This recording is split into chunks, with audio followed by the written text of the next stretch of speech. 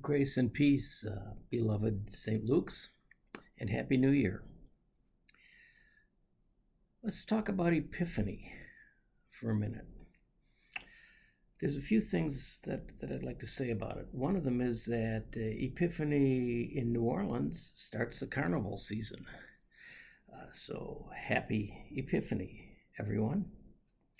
Some see Epiphany as a bridge between Christmas and all that joy and the oncoming Lent and that season of penitence and reflection as we go through the passion of Jesus.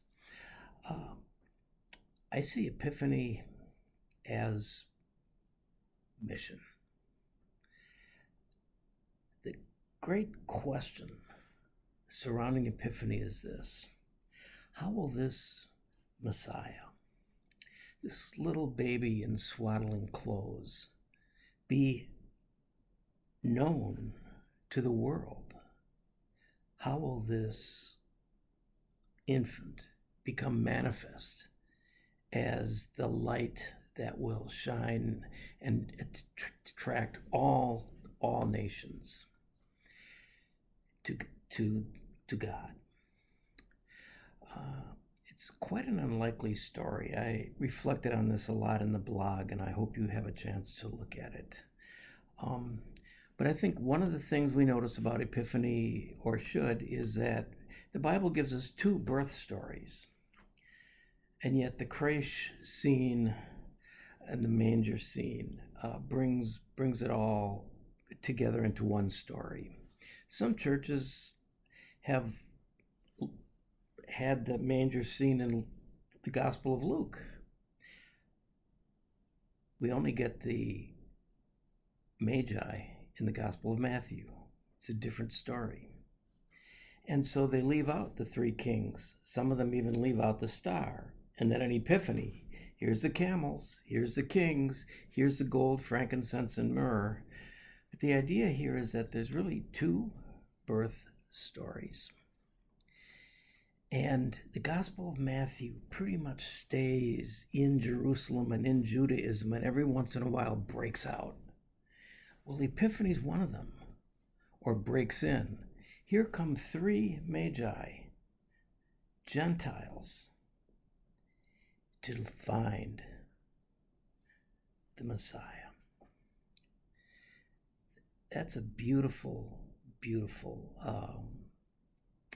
detail in the Gospel of Matthew. And another detail in the Gospel of Matthew is that God intervenes in the story. Here you have empire, and you have Herod, who's a savvy servant of the empire, the Roman Empire. And he always stays one step ahead of anyone who would try and take away his power. And here you have the Magi in a dream, warned not to go back to Herod, but to go back to their country by another route. And there's a promise here that God does and will intervene in our world, in our lives. For the meaning of the Epiphany is that the powerful are not the place where the baby comes, where the Messiah comes, but in the meek and the lowly. And that's what God intends in the world.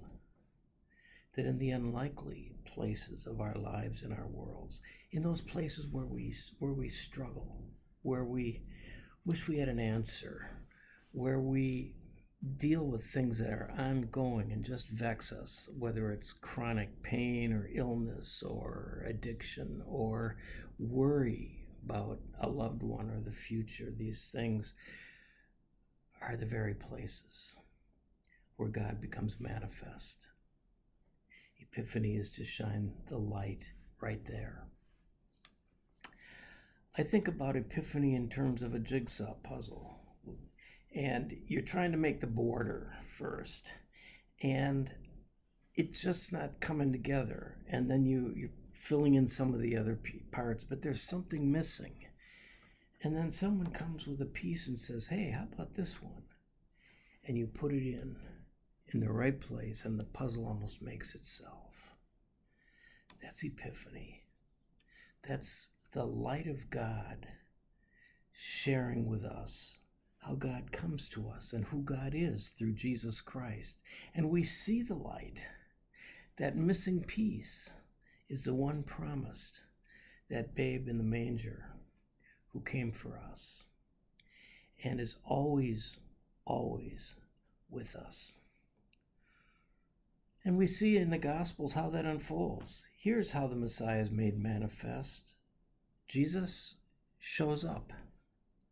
He begins to call disciples. That's us. He begins to teach and preach. He begins to show love and attention to the least of these. And soon we get this epiphany that God is here, right here, through Jesus Christ. And here's the thing. We, each of us, are a manifestation of God's epiphany light. Your faith, your witness to the presence of the Messiah, especially in times when your life has been difficult. And also together as the church, we are epiphany light. We are manifestations of the Messiah among us. I had an interesting time in Indonesia, largest populated Muslim country in the world. And we were in Sumatra. We're in the midst of this huge Muslim population. There's a Lutheran Church started by a missionary by the name of Nammensen, who is related to some of our esteemed members named Nammensen. And he shared the gospel with the Batak people. It was a tribe in Sumatra near the city of Medan by Lake Toba in Sumatra. And so I was there to visit this church, which now has 3 million members, as many as the ELCA, almost. And in the midst of Islam, here is this epiphany light shining, reminding us that this light is a light to all the nations, reminding us that the Magi continue.